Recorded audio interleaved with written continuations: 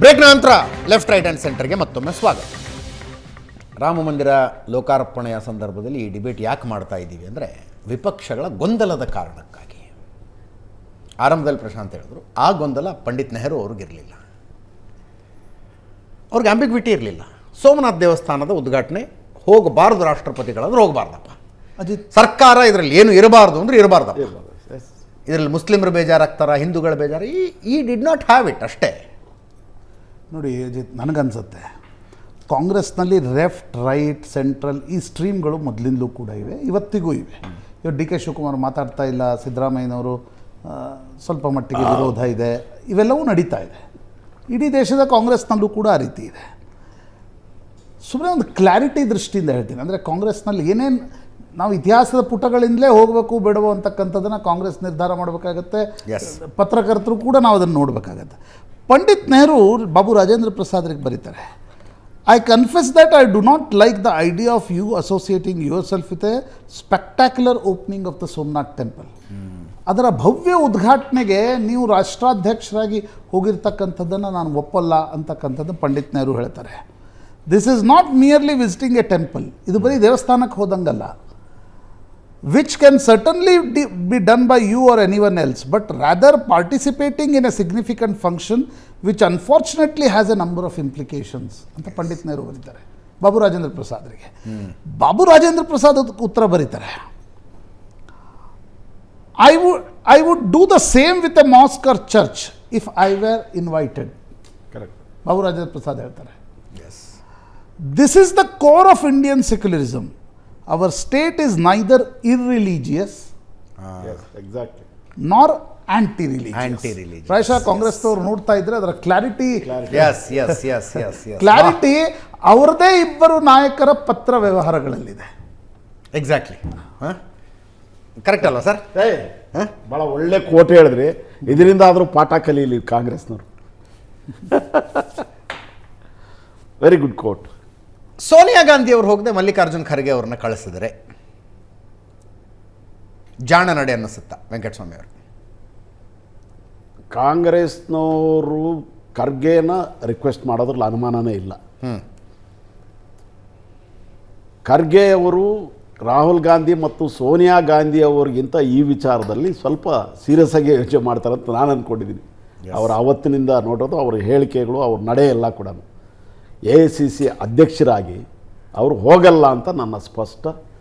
ಖರ್ಗೆ ಅವರು ಹೋಗೋದಿಲ್ಲ. ಓಕೆ, ಹೋಗಲ್ಲ. ಅದೇ ಇವ್ರು ಹೇಳ್ದಂಗೆ ಮತ್ತೊಂದು ದಿವಸ ಆಯ್ಕೆ ಮಾಡ್ಕೊಂಡು ಹೋಗಿ ಎಲ್ಲ ಗೋವಿಂದ ಅಂದ್ಬಿಡ್ತಾರೆ, ರಾಮ ಅಂದ್ಬಿಡ್ತಾರೆ. ಇದಕ್ಕೆ ಒಂದು ತಾತ್ವಿಕ ನಿರ್ಣಯಗಳನ್ನು ತೆಗೆದುಕೊಳ್ಬೇಕಾಗತ್ತೆ ಅಜಿತ್. ಒಂದು ರಾಜಕೀಯ ಪಕ್ಷ 30 ವರ್ಷದಿಂದ ಒಂದು ನಿರ್ಣಯ ನೋಡಿ, Congress was A centrist party. ಹೌದು, ಪಂಡಿತ್ ನೆಹರು ಅದನ್ನು ಸ್ಲೈಟ್ಲಿ ಲೆಫ್ಟ್ಗೆ ಹೇಳಿದ್ರು. ಸೋನಿಯಾ ಗಾಂಧಿ ಕಾಲದಲ್ಲಿ ಕಮ್ಯುನಿಸ್ಟರ ಒಟ್ಟಾರೆ ಮೈತ್ರಿಯ ಕಾರಣದಿಂದ ರಾಮ ಮಂದಿರದ ಹೋರಾಟ ಶುರು ಆದಮೇಲೆ ಅದು ಲೆಫ್ಟ್ ಆಫ್ ಸೆಂಟರ್ಗೆ ಹೋಗಿ, ಅಂದರೆ ಪೂರ್ತಿ ಲೆಫ್ಟ್ ಆಫ್ ಸೆಂಟರ್ ಲೆಫ್ಟ್ ಏನಂತಿರೋದು ಅಲ್ಲಿ ಹೋಗಿ ನಿಂತ್ಕೊ. Left of center. ನೀವಿವತ್ತು ಹೋಗಬೇಕೋ ಬೇಡವೋ ಅಂತ ಅಲ್ಲ, ಹೋಗಬೇಕೋ ಬೇಡವೋ ಅಂತಕ್ಕಂಥದ್ದನ್ನು ಸ್ಪರ್ ಆಫ್ ದ ಮೂಮೆಂಟ್ನಲ್ಲಿ ಹಿಂಗಾಗ್ಬಿಡುತ್ತೆ ಅಂತ ತಗೊಳಕ್ಕಾಗಲ್ಲ. ಯಾಕಂದರೆ ಹ್ಯೂಜ್ ವೋಟ್ ಬ್ಯಾಂಕ್, ನಿಮ್ಮ ಎಕ್ಸಿಸ್ಟೆನ್ಸು, ನಿಮ್ಮ ಕಾರ್ಯಕರ್ತರು, ಇದೆಲ್ಲವೂ ಮನಸ್ಸಲ್ಲಿರುತ್ತೆ. ಈಗ ನರೇಂದ್ರ ಮೋದಿ ಇಲ್ಲಿ ನಾವು ಕುಳಿತುಕೊಂಡು ಹೇಳ್ಬಿಡೋದು, ಸ್ವಲ್ಪ ನಿಮ್ಮ ಟೋಪಿ ಹಾಕ್ಬಿಡ್ರಿ ಅಂತ. ಹಾಗಾಗಲ್ಲ. ಯಾಕಂದರೆ ನಿಮ್ಮ ಎಲ್ಲ ಪಕ್ಷಗಳ ಮತದಾರರು ಅವರವರನ್ನು ನೋಡುವ ದೃಷ್ಟಿಕೋನ ಇರುತ್ತೆ.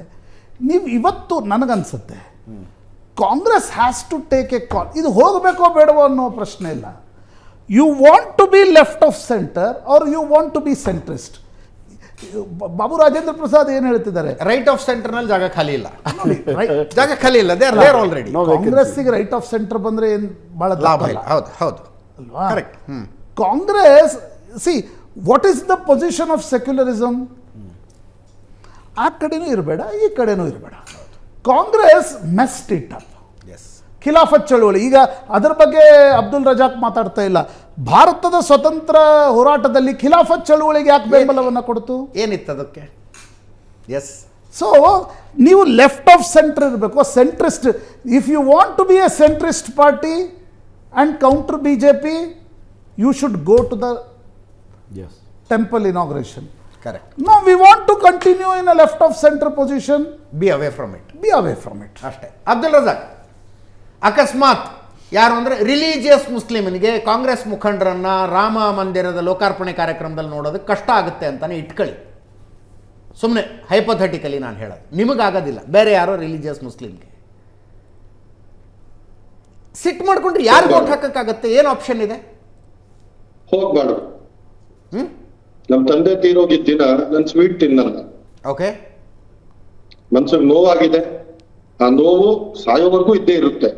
ಮೊನ್ನೆನೇ ಡಿಬೇಟ್ ಅಲ್ಲಿ ಹೇಳಿದೆ, ಪದೇ ಪದೇ ಕೇಳ್ತಿದ್ದೀರಾ, ಪದೇ ಪದೇ ಈ ಮಾತನ್ನ ಬೇರೆ ಬೇರೆ ಆಂಗಲ್ ಅಲ್ಲಿ ನಿಮಗೆ ಏನ್ ತಿಳಿಸಕ್ ಇಷ್ಟಪಡ್ತಿದ್ದೀನಿ. ಒಂದು ಅದು ಯಾರೇ ಮುಸಲ್ಮಾನ ಆಗಿರ್ಲಿ, ಓವೈಸಿ ಆಗಿರ್ಲಿ, ನಾನು ರಾಮ ಮಂದಿರ ಉದ್ಘಾಟನೆ ಬಗ್ಗೆ ಅಭಿಪ್ರಾಯ ಕೇಳ್ತಿಲ್ಲ ರೀ. ಕಾಂಗ್ರೆಸ್ ಮುಖಂಡರಲ್ಲಿ ಹೋಗಿದ್ದು ನೋಡೋದಕ್ಕೆ ನಮಗೆ ಕಷ್ಟ ಆಯ್ತಪ್ಪ, ಮುಂದಿನ ಚುನಾವಣೆಯಲ್ಲಿ ನಾವು ಕಾಂಗ್ರೆಸ್ಗೆ ವೋಟ್ ಹಾಕೋದಿಲ್ಲ ಅಂದ್ರೆ what is the other option ಅಂತ ಕೇಳ್ತಾ ಇದ್ದೀನಿ ನಾನು. ಅರ್ಥ ಆಗಿಲ್ಲ ಜಿಜ್ಜಿ, ಮತ್ತೊಂದ್ಸಲ ಕೇಳಿ ಪ್ರಶ್ನೆ. ಬಿಜೆಪಿಯ ವಿರುದ್ಧ ಮತ ಹಾಕಬೇಕು ಅಂದ್ರೆ ಇರುವ ಏಕೈಕ ಆಪ್ಷನ್ ಕಾಂಗ್ರೆಸ್ಸು. ಕರ್ನಾಟಕದ ಪರಿಪ್ರೇಕ್ಷ್ಯದಲ್ಲಿ ಹೇಳೋದಾದ್ರೆ ಹೊರಗಿನ ರಾಜ್ಯಗಳಲ್ಲಿ ಅವ್ರು ಮೈತ್ರಿ ಮಾಡ್ಕೊಂಡ್ಬಿಟ್ಟಿದ್ದಾರೆ. ಅವ್ರ ಮಂದಿರಕ್ಕೆ ಹೋಗ್ಲಿ ಹೋಗದೆ ಇರಲಿ, ವೋಟ್ ಹಾಕೋದು ಕಾಂಗ್ರೆಸ್ಗೆ ಹಾಕಬೇಕು, INDAಗೆ ಹಾಕಬೇಕು ಮುಸ್ಲಿಂ ಮತಗಳು ಅಂತ ನಾನು ಹೇಳೋದು. ಬಿಜೆಪಿಯ ವಿರುದ್ಧದ ಮತಗಳು. There is no other option.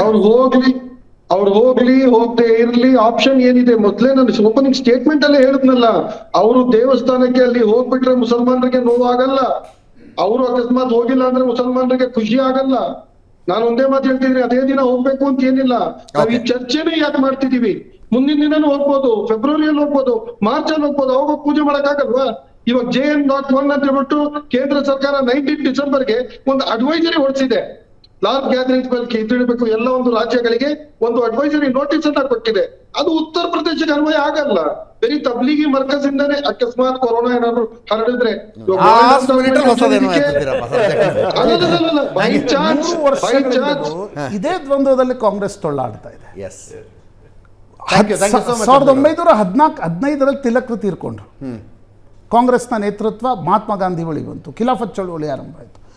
RSS 1925ರಲ್ಲಿ ಆರಂಭ ಆಯಿತು. 1947ರಲ್ಲೂ ಇದೇ ದ್ವಂದ್ವದಲ್ಲಿ ಕಾಂಗ್ರೆಸ್ ಇತ್ತು. 2023ರಲ್ಲೂ ಇದೇ ದ್ವಂದ್ವದಲ್ಲಿ. Thank you so much thank you Prashant. ಇದರೊಂದಿಗೆ ಇವತ್ತಿನ ಲೆಫ್ಟ್ ರೈಟ್ ಅಂಡ್ ಸೆಂಟರ್ ಮುಗಿಸ್ತಾ ಇದ್ದೀನಿ. ನೇರ ದಿಟ್ಟ ನಿರಂತರ ಸುದ್ದಿಗಾಗಿ ನೋಡ್ತಾ ಇರಿ ಏಷ್ಯಾನೆಟ್ ಸುವರ್ಣ.